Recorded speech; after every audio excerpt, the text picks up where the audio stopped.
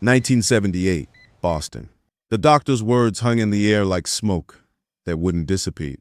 Lymphoma, stage 3, possibly 4. Lisa Turner sat very still in the examination room, her hand gripping Robert Marlowe's so tightly her knuckles had gone white. Outside the window, snow was falling, soft, indifferent, beautiful, and she thought about how strange it was that the world could look so peaceful while saying such ugly things. Robert's voice came from somewhere far away. The young doctor hesitated, his eyes dropping to the chart in his hands as if the paper might offer him an escape route. With treatment, possibly 2 years. Without it, we'll do the treatment, Robert said immediately. But Lisa already knew what that meant. She knew what cancer treatment cost in 1981. She knew their tiny insurance policy wouldn't cover a fraction of it. She knew that Robert would sell everything, beg his father for money, destroy himself trying to buy her time that might not be buyable. And she knew something else, something that made her chest tighten until breathing became a deliberate act. 3 years ago, Robert Marlowe had walked away from everything for her. His family, his inheritance, his entire carefully mapped future. The snow kept falling outside, each flake a small white lie that the world was still gentle, still kind, still a place where love stories ended the way they were supposed to. But this story had started in a bookstore on a rainy afternoon in Cambridge, when a boy who knew exactly where his life was going asked a girl who made words into magic what book he should read. And she had handed him Wuthering Heights. It's about love that ruins you beautifully, she'd said. She just hadn't known then how literally true that would become. The rain had been falling over Cambridge since dawn, the kind that painted the old brick streets in reflections of gold and gray, turning the city into something between memory and dream. Inside a small bookstore near Massachusetts Avenue, Lisa Turner rearranged a stack of secondhand novels, her fingers moving across spines like a pianist warming up before a performance. She was 20 years old, working her way through evening classes at a community college, and dreaming of studying literature at the big university across the river. The bookstore smelled of paper and rain and the faint ghost of coffee from the shop next door. Dust particles floated in the afternoon light, suspended like tiny stars in their own private galaxy. She'd been humming along with the radio all morning, Fleetwood Mac whispering through the static, Stevie Nicks singing about thunder only happening when it's raining. The irony wasn't lost on her. Cambridge seemed to exist in a perpetual state of rain that autumn, as if the sky itself was learning to grieve something that hadn't yet lost.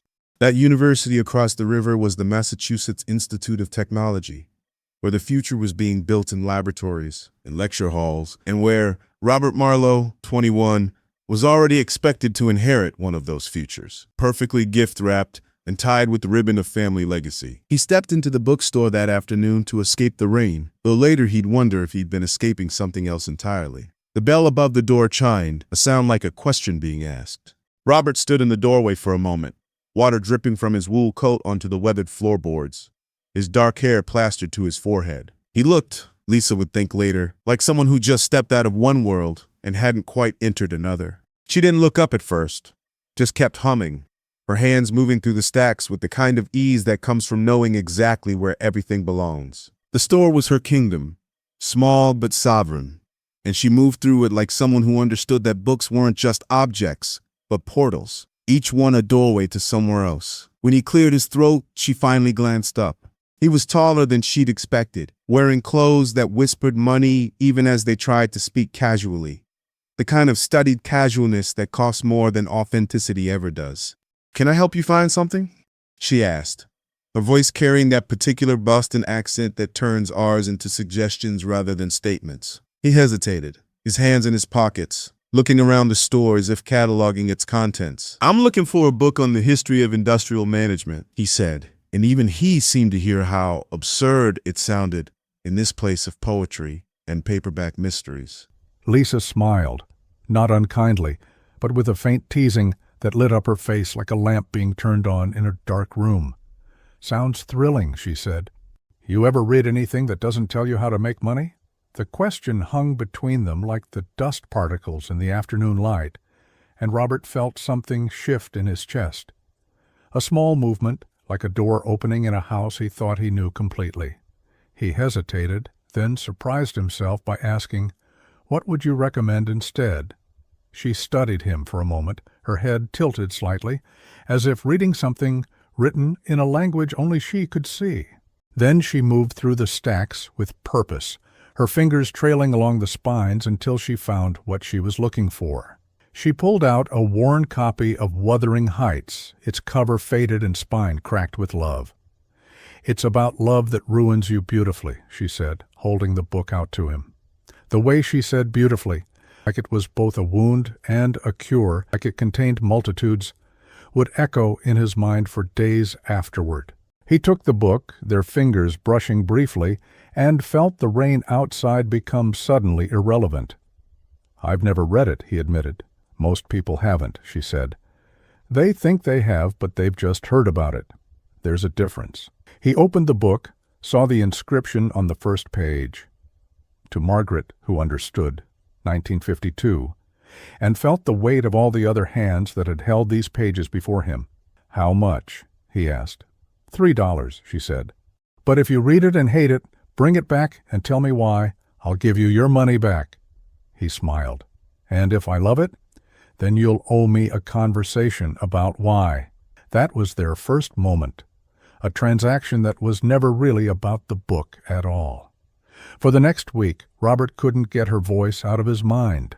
The way she moved through that small space with such ownership, such belonging, the way she'd looked at him, not with the careful calculation he was used to from the girls at university functions, but with a kind of open curiosity, as if he might actually be interesting rather than just useful.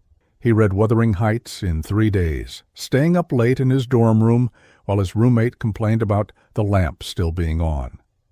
The book devastated him, not because it was sad, but because it was true in ways his economics textbooks could never be.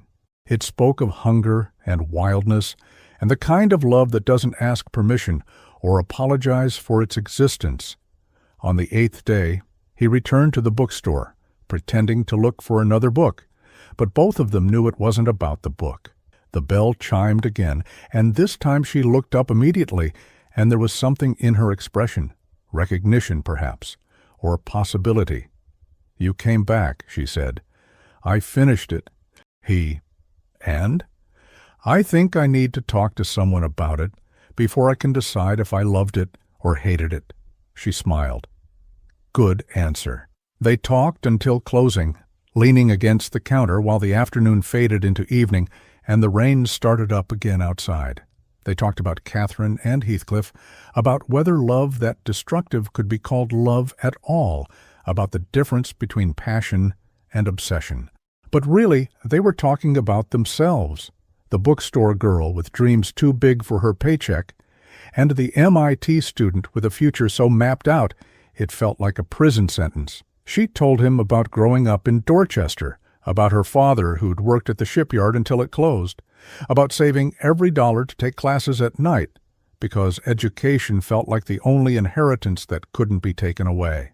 He told her about growing up in a house where silence was a language, and expectations were furniture, heavy, expensive, impossible to rearrange.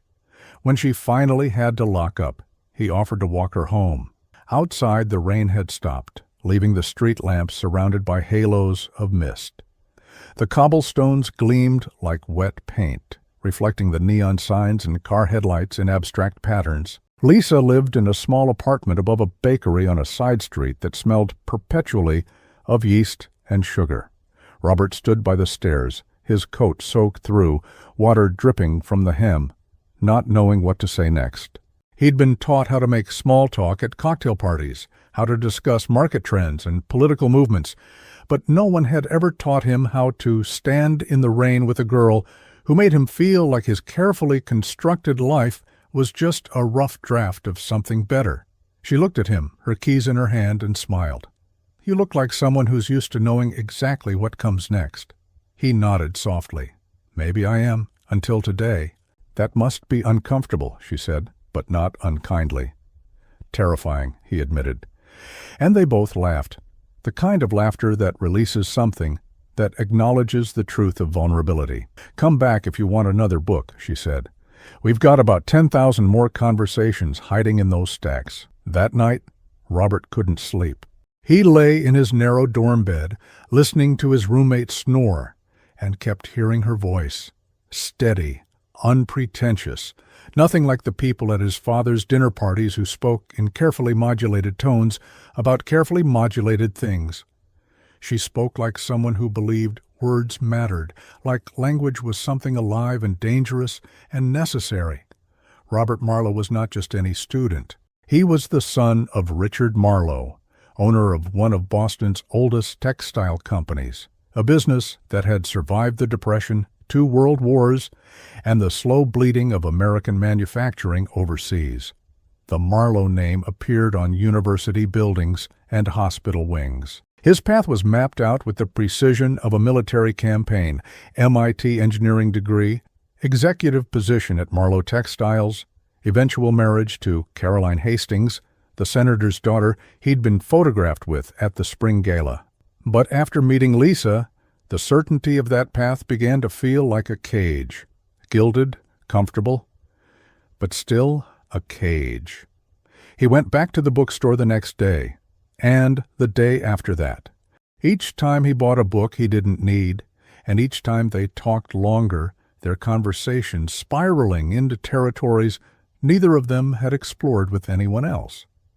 They started seeing each other outside the bookstore, small cafes around Kendall Square where students hunched over textbooks and the espresso machine hissed like a steam engine. Late walks along the Charles River where their reflections rippled together under the city lights and the water moved like liquid silver beneath the bridges. One evening they sat on a bench near the Longfellow Bridge, watching the lights of Boston shimmer across the water. Lisa pulled a worn paperback from her bag, Sylvia Plath the Bell Jar, and read him her favorite passage about fig trees and choices and all the futures you have to kill by choosing just one. "Do you believe that?" he asked. "That choosing one thing means losing everything else?" She was quiet for a moment, watching a duck glide across the water, leaving a small wake that caught the light. "I think we tell ourselves that to make our choices feel more important," she said finally. "But maybe the fig tree is just a fig tree. Maybe you pick the fruit you can reach and trust that it'll be sweet enough." He wanted to kiss her then, but didn't know how. So instead he said, "You make everything sound like poetry." "That's because everything is poetry," she said. "You just have to know how to listen." Another night they met at a diner in Central Square, the kind of place with cracked vinyl booths and a jukebox that only played songs from before they were born. Robert tried to show her how to fix an old Polaroid camera he'd found at a yard sale, spreading the parts across the sticky table while the waitress refilled their coffee with exaggerated patience. "You just have to understand how light works," he explained, holding up a lens to the fluorescent bulb overhead. "It's all about capturing a moment before it escapes." "Isn't that what memory does?" Lisa asked, picking up a piece of the camera mechanism, turning it over in her fingers. "Captures light, holds it, even when everything else changes?" He looked at her then, really looked at her, and realized he was falling in love with not just who she was, but how she saw the world. She turned everything into questions worth asking, mysteries worth solving.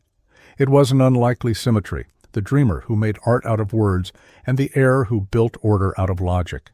But somehow, in the space between them, something new was being created, something neither of them could have built alone. Still, their worlds were too close not to collide. The collision came on a Friday evening in late October.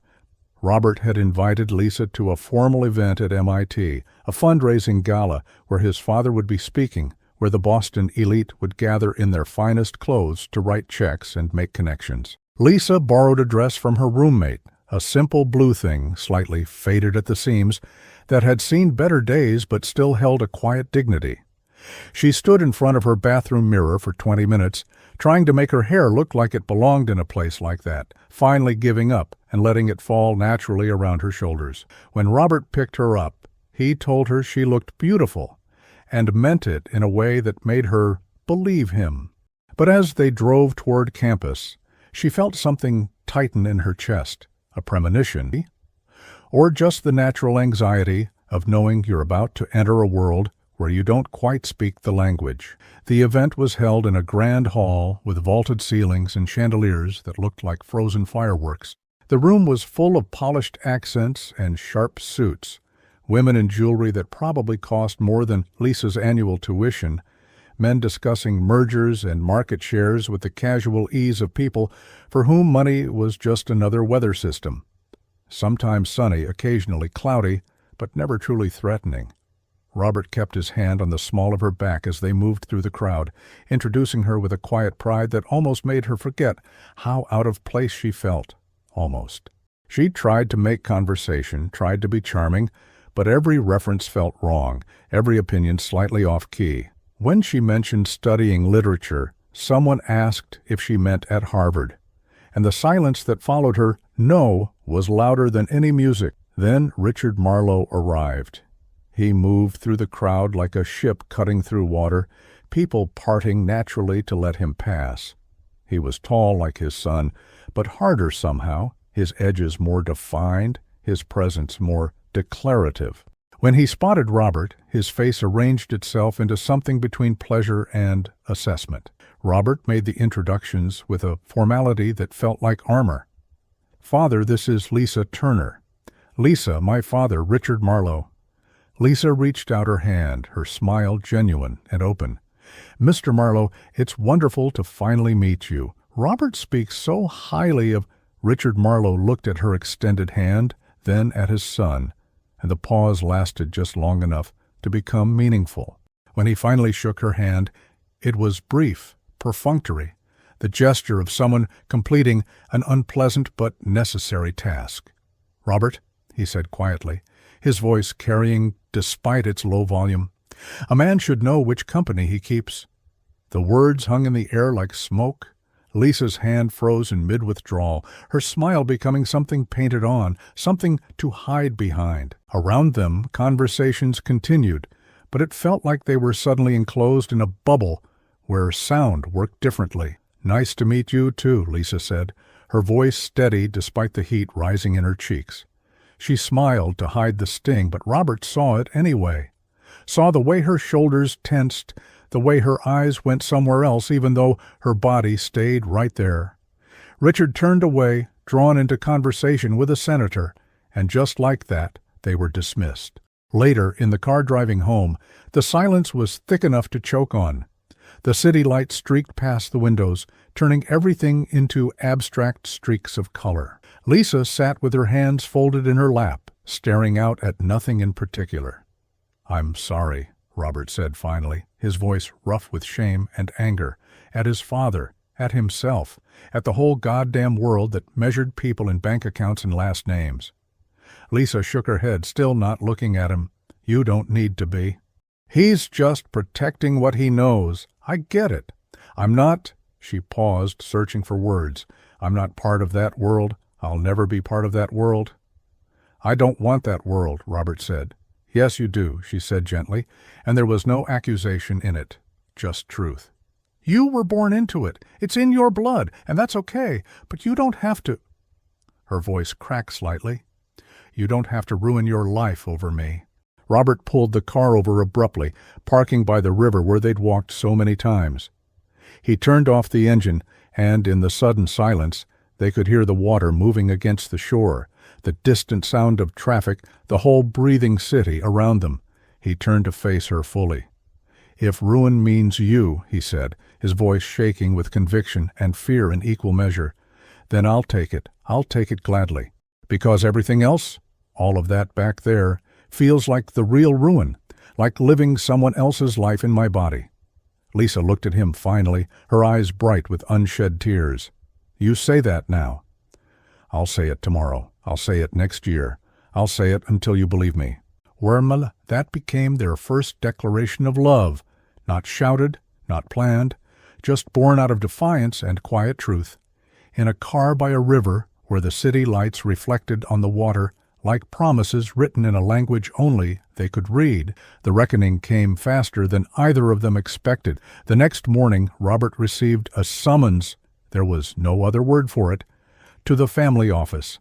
Not their home, but the office, which meant business, which meant consequences. Richard Marlowe sat behind a massive mahogany desk that had belonged to his father and his grandfather before him. The walls were lined with photographs of Marlowe men standing in front of factories, shaking hands with presidents, cutting ribbons at grand openings. The weight of history pressed down like atmospheric pressure. "Sit," Richard said, not looking up from the papers he was reviewing. Robert sat. For a long moment his father said nothing, just continued reading, his pen making small, precise marks in the margins. It was a power play, old as time. Make them wait, make them uncomfortable, establish dominance through silence. Finally, Richard looked up. "You're young," he said, his voice carrying the weight of absolute certainty. "I understand that. Young men make foolish choices. They confuse infatuation with substance. They think rebellion is the same as independence." "This isn't rebellion," Robert said quietly. "No?" His father leaned back in his chair, a small smile playing at his lips. "Then what is it? Love?" He said the word like it was something quaint, something from a fairy tale that adults knew better than to believe in. "Yes, love." Richard repeated it, testing the word like bad wine. "You know what love is, Robert? It's a chemical reaction. Dopamine and oxytocin and 100 other compounds that evolution designed to make us reproduce. It fades. Always. And when it does, you know what you're left with? Reality. And reality requires resources, position, stability. "She makes me happy," Robert said. And even as he said it, he knew how inadequate it sounded in this room against this man. "Happy?" His father's smile widened, but there was no warmth in it. "Happy is a luxury, son. It's what you get after you've built something real, something lasting. This girl, Lisa, is it? She's a distraction. A very pretty distraction, I'm sure, but a distraction nonetheless. She's not—" "Let me finish." The words cracked like a whip, and Robert fell silent. "You have 1 semester left. 1 semester, and then you come into the business. Everything you've worked for, everything this family has built, it's yours. But not if you continue down this path." "What are you saying?" Richard stood, walked to the window overlooking the city. "I'm saying that if you end this thing now, today, I'll forget it ever happened. We'll move forward as planned. You'll have your position, your salary, your future. Carolyn Hastings is a lovely girl from a good family. You'll learn to care for her. That's how these things work. And if I don't," Robert's voice was barely above a whisper. His father turned, and his face was not angry. That would have been easier. Instead, it was sad, so almost pitying. "Then consider yourself on your own. No money, no position, no family support. You'll be just another MIT graduate competing for entry-level positions. And that girl of yours? She'll watch you struggle, watch you resent her for what you gave up, watch your love turn to bitterness. That's the reality of choosing poverty over prosperity, son. It doesn't make you noble. It just makes you poor." The silence stretched between them like a chasm. "I need an answer, Robert." Robert stood, his legs shaking, but his voice steady. "Then my answer is no." He walked out without looking back, his father's voice following him through the door. "You're making a mistake you'll regret for the rest of your life." "Maybe," Robert thought, as he descended the stairs, his heart pounding so hard it hurt. "But at least it'll be my life." That evening, he returned to the bookstore, rain soaking through his shirt because he'd forgotten his coat, or maybe because he hadn't wanted it, hadn't wanted any armor between himself and this moment. Lisa saw him through the glass door before he entered. No coat, no umbrella, just conviction and rain, and a kind of reckless certainty that terrified her, even as it made her heart soar. The bell chimed. Water dripped onto the floor. He simply said, "I'm here. I'm not going anywhere." She came around the counter, her hand over her mouth, tears already forming. "What did you do?" "What I should have done the moment we met. I chose you." "Robert, you can't just—" "I already did." They stood there in the bookstore, surrounded by all those stories, all those other people's dreams and disasters, and started writing their own. From that moment, their life together began, not in luxury, but in truth, not in certainty, but in choice. They found a small apartment in Cambridge, in a building that had seen better days and wasn't particularly interested in seeing them again. The apartment was barely big enough for a couch and a bed, with a kitchen you couldn't quite turn around in, and a bathroom where the shower handle came off in your hand if you weren't careful. The pipes rattled when anyone in the building used water. The wallpaper was peeling in long, sad strips that revealed other wallpapers underneath, archaeological layers of other people's decorating choices. The radiator clanked and hissed all night, and the windows didn't quite close all the way, letting in drafts that made the curtains dance even when there was no wind. And yet, every corner breathed warmth. They furnished it with cast-offs and yard sale finds. A couch that sagged in the middle, but was perfect for reading on rainy afternoons. A kitchen table with uneven legs that they fixed with folded cardboard. Mismatched dishes that made every meal feel like an adventure in color coordination. Lisa hung curtains she'd sewn herself from fabric remnants. Robert built bookshelves from cinder blocks and planks. They painted the bedroom a soft yellow one weekend, both of them covered in more paint than the walls, laughing until they couldn't breathe. Robert got a job at a printing shop downtown, learning to run the old presses, coming home with ink under his fingernails and the smell of chemicals in his hair. Lisa started teaching literature to children at the community center, watching their eyes light up when they discovered that books could be magic. The money was always tight. They learned to make meals from almost nothing, pasta with whatever vegetables were cheapest, rice and beans flavored with creativity and hunger. They learned which movies had early bird discounts, which museums had free days, which pleasures cost nothing but time and attention.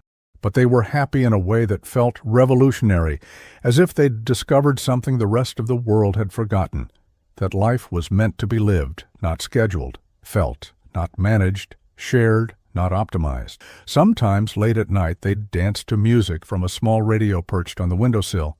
Fleetwood Mac, Elton John, Simon and Garfunkel, singing about troubled water and bridges. The apartment was small enough that 3 steps constituted a full circuit around the living room, but they'd sway together in the dim light. Robert's chin resting on the top of Lisa's head, her arms around his waist, both of them moving to a rhythm that belonged only to them. "I never knew peace could sound like this," he'd whisper, and she'd hold him tighter as if she could hold the moment too, keep it from slipping away into memory.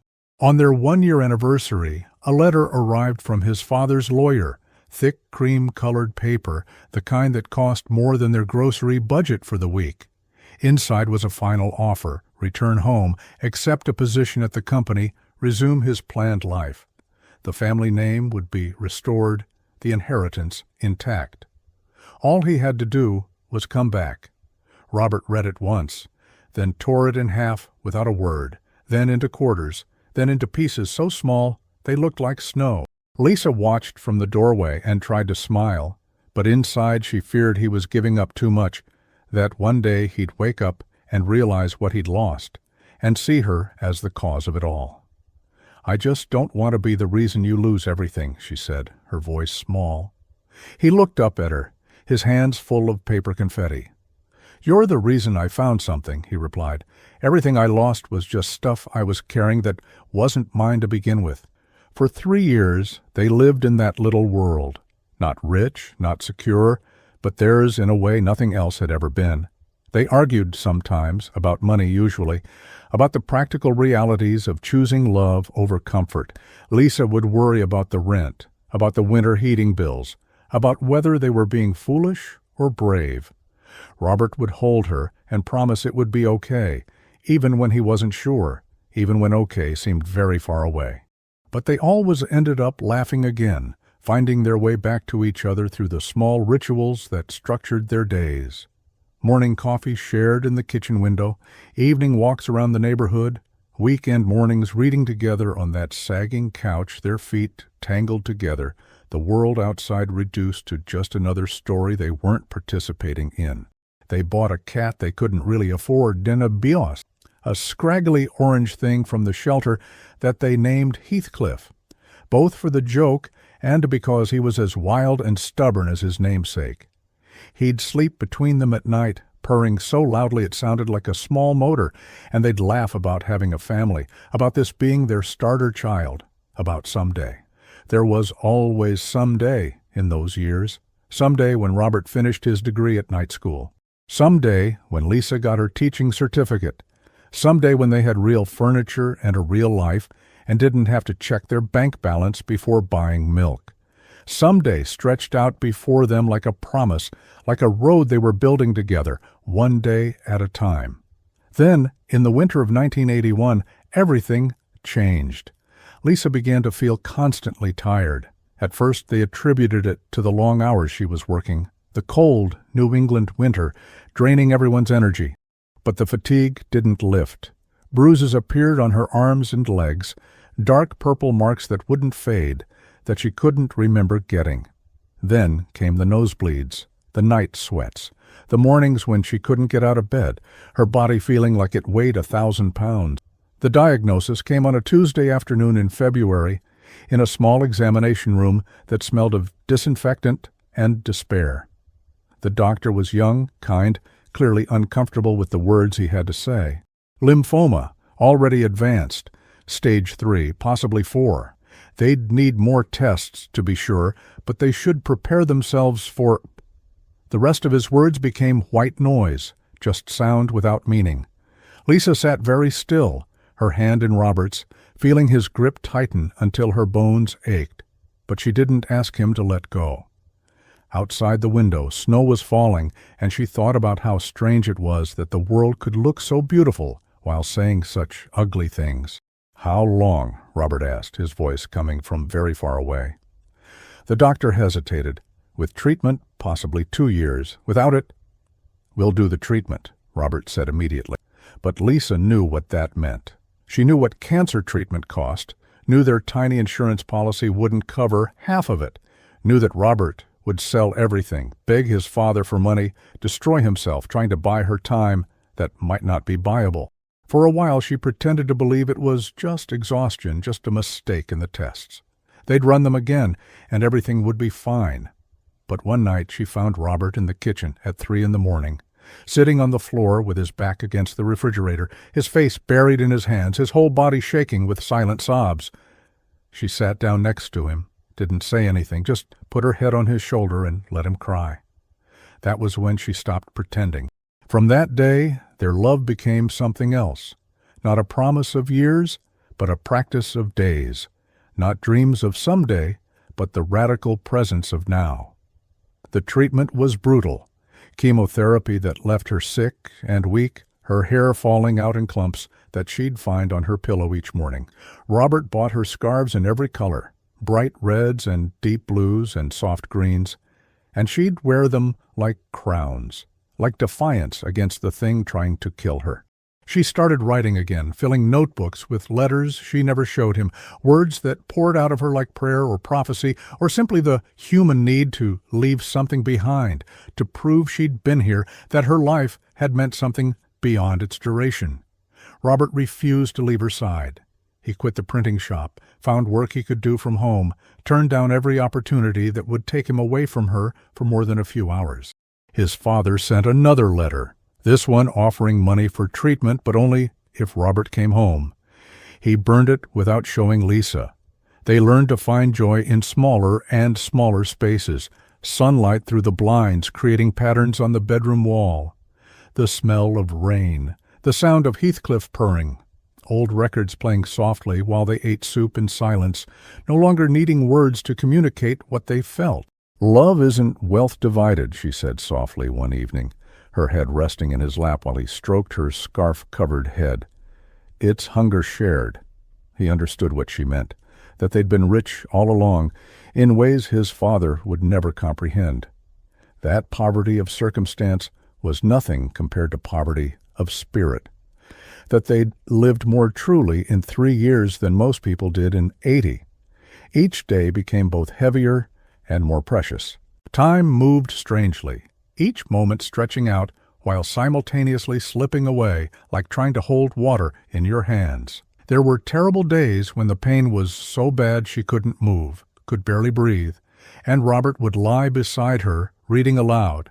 Sometimes Wuthering Heights, sometimes her own poems, sometimes just the newspaper, because she said she wanted to know that the world was still out there, still turning, still full of stupid human drama that had nothing to do with cancer. There were better days when she'd feel strong enough to sit by the window, to write in her notebooks, to have conversations that felt almost normal, as if death was just another person in the room they were politely ignoring. And there were beautiful days, rare and precious, when they'd venture outside. Robert would bundle her in blankets and they'd sit on the front steps, watching Cambridge go about its business, feeling the sun on their faces like a blessing. When spring came, that last spring, she asked him for one more walk by the river. It took her 20 minutes to get ready, to gather enough strength for this simple act that used to require no thought at all.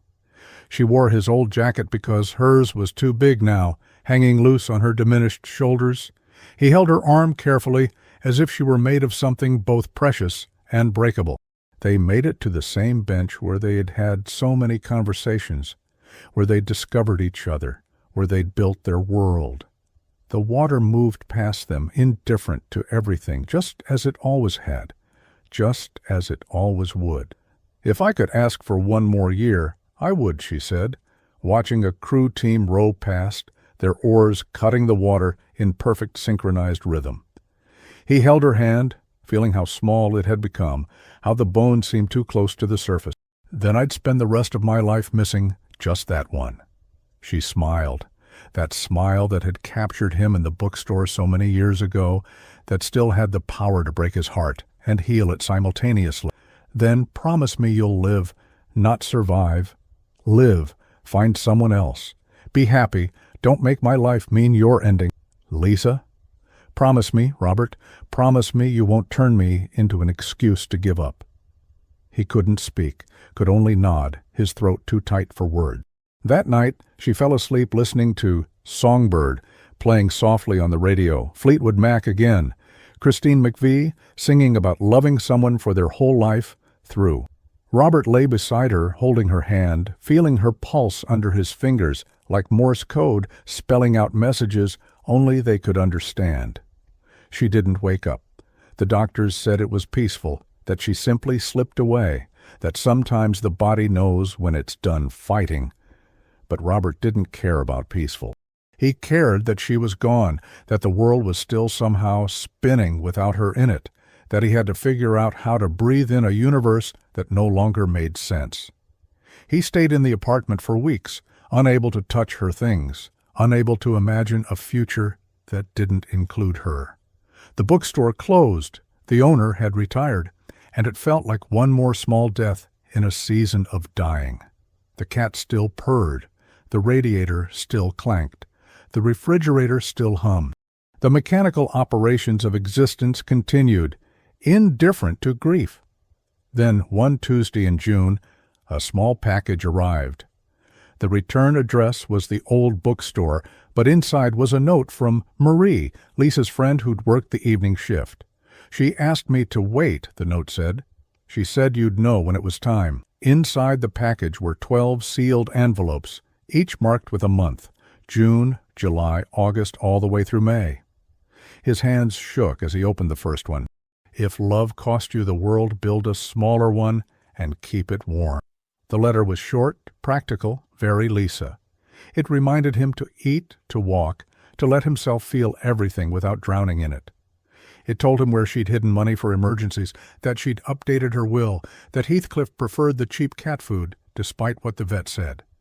But more than practicalities, it reminded him how to be human. Each month, another envelope, each one a different kind of lesson. How to grieve without guilt, how to remember without living in the past, how to honor the dead by staying alive, how to know the difference between loyalty and stagnation. They were love letters, but also permission. Permission to laugh again, permission to fall in love again, permission to build a life that she would never see, but would have wanted for him. The final envelope came exactly 1 year after her death. His hands didn't shake when he opened it this time. He'd learned to hold grief and life in the same breath, to carry her memory without being crushed by it. The letter said simply, When you're ready, go back to the bookstore. There's something waiting for you." He went on a rainy morning. Of course it was raining. In Cambridge it was almost always raining. The building was abandoned now, empty storefronts on either side, windows papered over, the kind of urban decay that happens slowly, and then all at once. The door was unlocked. Marie must have arranged it. The bell still chimed when he pushed it open, that same questioning sound, though now it echoed in emptiness. Dust covered everything, thick as snow. The shelves were mostly bare, a few forgotten books scattered here and there, like artifacts from a civilization that had moved on. Sunlight struggled through the dirty windows, creating pale columns of light that made the dust particles visible, suspended and drifting. His footsteps echoed on the wooden floor as he walked deeper into the store, past the spot where they'd first talked about Wuthering Heights, past the counter where she'd stood so many evenings, past the corner where she'd kept her favorite poetry collections. On the counter, in the only spot where dust had been recently disturbed, sat a single book, Wuthering Heights. Not just any copy, the copy. The worn one with the faded cover and cracked spine that she'd sold him that first rainy afternoon. He recognized the specific pattern of wear, the way the corner was bent, the small coffee stain on the back cover. His hands trembled as he picked it up, and something fell from between the pages, a Polaroid photograph. He'd forgotten about that camera, the one he'd tried to teach her to fix in that diner. But somehow she'd gotten it working, must have taken this without him knowing. The photograph showed him reading, probably in their apartment, sunlight falling across his face, completely absorbed in whatever book was in his hands. He looked young in it, and happy, and entirely unaware of being watched. The image had faded slightly, the colors shifting toward amber and blue, time already working its alchemy on the moment. He turned the photo over. In her handwriting, April 1979, you, reading. Me, watching you read. Both of us happy. He opened the book's cover with hands that could barely hold it steady. There, on the title page, below the old inscription to Margaret, was new writing in Lisa's distinctive script. For Robert, proof that love, even when brief, can still be forever. Some stories end, but their echoes never do. Thank you for being my favorite chapter. Now go write the rest of the book. L. He stood there for a long time, the book pressed against his chest, hearing the faint echo of the bell still vibrating from when he'd entered, the same sound that had started everything, the small chime that marked the moment his life had split into before and after. Outside, the rain had stopped, and Cambridge was emerging into one of those perfect New England afternoons where the light seems to apologize for all the gray days, where everything looks washed clean and possible again. Robert Marlowe walked out of that bookstore carrying the only inheritance that mattered, not money or name or position, story, their story. The one that taught him that love doesn't ask permission, that some choices cost everything and are still worth making, that a life lived truly is measured not in years, but in moments of absolute presence. He tucked the book under his jacket, close to his heart, and walked back out into the world. The bell chimed one last time as the door closed behind him, a sound like an answer being given, like a question being released, like the final note of a song that would keep playing long after the radio had been turned off.